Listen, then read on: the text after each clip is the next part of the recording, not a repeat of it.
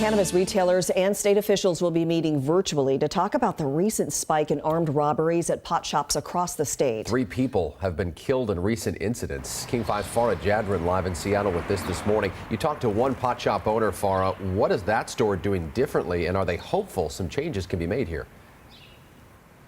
Well, Jake and Amy, of course, they are staying hopeful. And right behind me is just one of 5 locations for Uncle Ike's. And what they do here is they have this double door system, which one of the co-owners says makes a huge difference. That, and they have armed security guards at all locations.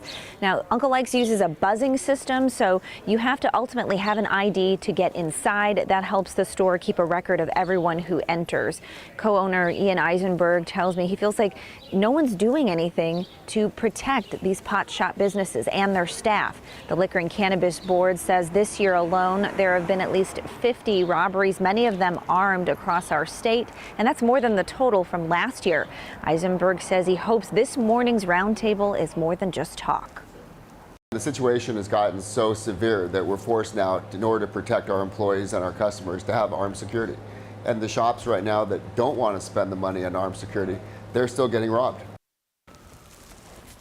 Now, even though armed security, again, at all 5 of their locations is expensive, Eisenberg said it's simply a necessity. The Liquor and Cannabis Board says that with things like that, having so much cash on hand, because a lot of these marijuana products inside stores are not legal everywhere, they have to use cash. They cannot use credit cards. So having that cash throughout the day in larger amounts makes them targets for robberies.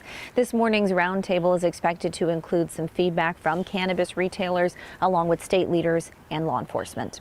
Live in Seattle, Farah Jadrin, King 5 News.